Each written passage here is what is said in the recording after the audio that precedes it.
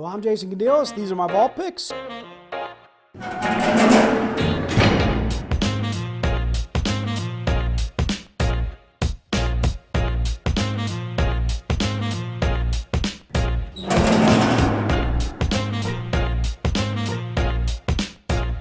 Hey, I'm Jason with Zenescope. A lot of you know me from the streams, conventions that we do. I've been with Zenescope for 13 years now. Us as a company going into our 20th year.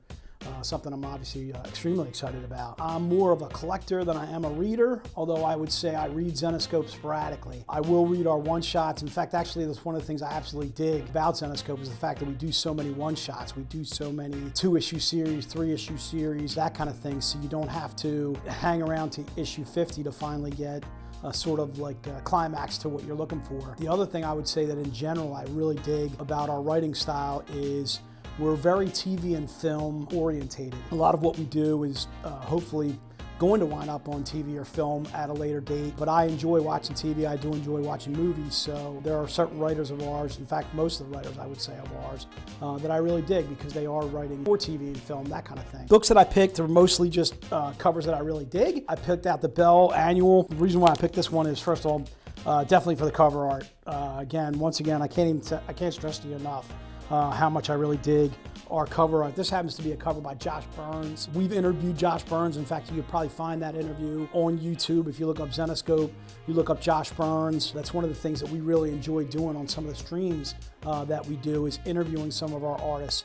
I say it all the time at conventions. We are extremely fortunate to work with the artists that we do. Josh Burns being certainly no exception to that. So I picked out this one again, mostly because it's Josh Burns. Again, something I probably collected. I probably did read this, although I can't tell you if I remember doing so. It was back in 2022. But again, a good standalone story, and again, an absolutely phenomenal cover by Josh Burns. Another one I picked out is Black Knight. Now this one's an Ivan Tao. So Ivan Tao's actually another one, cover artist that we actually met him at a convention. Extremely humble, extremely approachable. Big fan of Ivan Tao stuff. If you read a lot of Zenescope or you collect a lot of Zenescope, you know Ivan Tao. Done quite a bit of covers for us over the last year or two. So I would say he's a newer cover artist. This one's not as older as, say, 2022. I would think this one's oh, it is, dude. It's 2022, dude. So apparently we've been doing covers with Ivan Tao for a couple years now, like I mentioned. I was fortunate enough to meet Ivan down at Philly Fan Fusion. Again, really love his cover work. Again, same type of thing. I probably read this, have forgotten what it's all about, but I know our Black Knight is kind of like almost like our female version of Daredevil. She's almost like a female lawyer by day and then crime fighter by night, beast hunter and so forth by night. This happens to be another Ivan Tao cover, our Sleeping Beauty, another one of those one-shots. Another one I picked out just because I really dig Ivan Tao. I really dig his cover work and so forth. Another one, another Ivan Tao that I picked out, big fan of. This one happens to be a Grimm Fairy Tales Annual that we did back in 2022. One of those one-shots and so forth. Again, you don't have to have read a ton of Grimm to understand where we're going with the stories as far as Grimm Fairy Tales is concerned. Just a phenomenal cover work and so forth. This one happens to be another Josh Burns that I picked out. This one is Cinderella Tooth Fairy, our Cinderella serial killer princess. Kind of a complete and odd direction to take Cinderella as far as what most people know as far as Cinderella is concerned. Cinderella for most people is working with her sisters and so forth, not getting to go to the ball, not getting to go to the dance, that kind of thing. She puts on some glass slippers. Next thing you know, she's the princess and so forth. Our Cinderella is more of a Deadpool type character. She's gonna lop your head off and make a joke about it, which I absolutely dig. We get kind of dark, kind of twisted with just about everything that we do. This one, another phenomenal series is Cinderella Serial Killer Princess.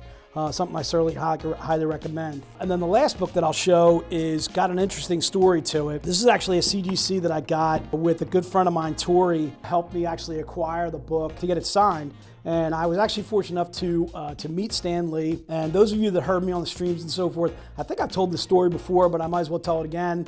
Back in 2017, when Stan Lee was still with us, he was doing Boston Comic-Con. So we were up there representing Zenescope, selling out of our booth. And a good friend of mine, Tori, was able to take me to meet Stan, but it was towards the latter part of the convention. It was probably about like 7 o'clock at night. So as you can imagine, Stan being an older gentleman at the time, probably pretty exhausted from the convention itself.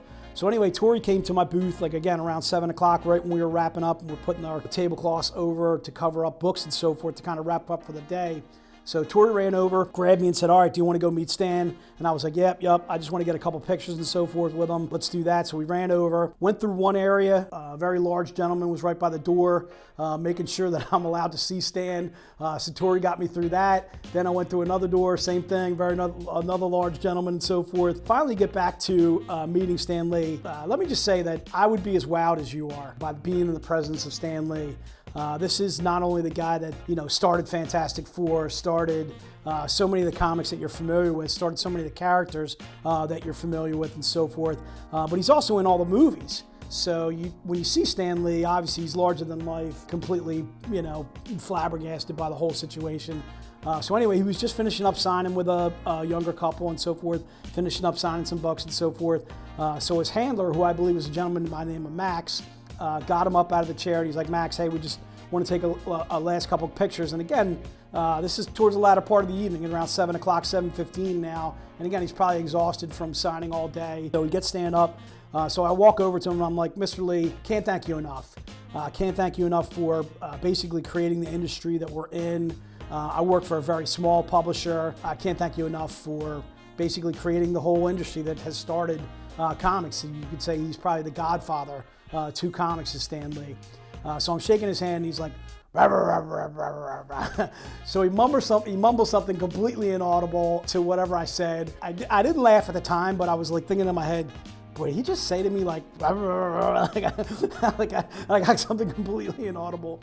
So Tori's got my phone, takes a couple of pictures of us. This whole interaction probably lasts like, maybe 5 minutes at most, but I'm droning on about it. Take a couple pictures, Tori's got the phone, finishing up, and then again, I shake his hand. I'm like, Stan, thanks so much or Mr. Lee, I should say, thanks so much for taking a picture with me. Thanks so much for, again, creating the industry that we're in. Again, I work for a really small publisher. Again, completely inaudible. And I think back to that moment now today, and it makes me laugh more so today. The fact that he wasn't able to complete a sentence, or he wasn't able to get out, you're welcome, or, it's nice to meet you too, something along those lines. It's a funnier story. The fact that I completely couldn't, and I don't know if it was the fact that maybe I was just completely, again, in awe of, again, the godfather of comics, Stan Lee. The book itself actually has an interesting story too. This was a Star Trek convention that I went to back in I think I was 13, maybe 14 years old at the time. And there really weren't comic conventions then. There were more either Trekkie conventions or Star Wars conventions, and they had comics there at the same time. So my brother and I were dressed up in our best Trekkie stuff. So I went over to the guy's booth and he had a Daredevil 5 for like 35 bucks. And I was like, can I give you less than that? I'm 13 years old. He's like, 35 bucks, best I can do, dude. So I bought the book for $35. It's worth well over that these days. I wound up getting it pressed, getting it graded, and of course signed by the godfather of comics. This to me is one I'll probably never part with. I might eventually hand this off to my kids, or, boy, I don't know. But this is one of those books or whatever, again, in my collection I probably will never part with. As I won't part with a lot of my Zenescope too either. Again, I really dig the fact that our cover art's phenomenal.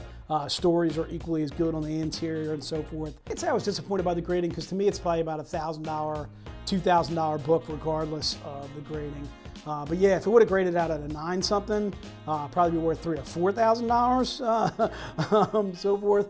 But as is, again, spending 35 bucks, and then plus what I invested as far as getting it pressed and the signature and so forth in the end, if I do wind up selling it.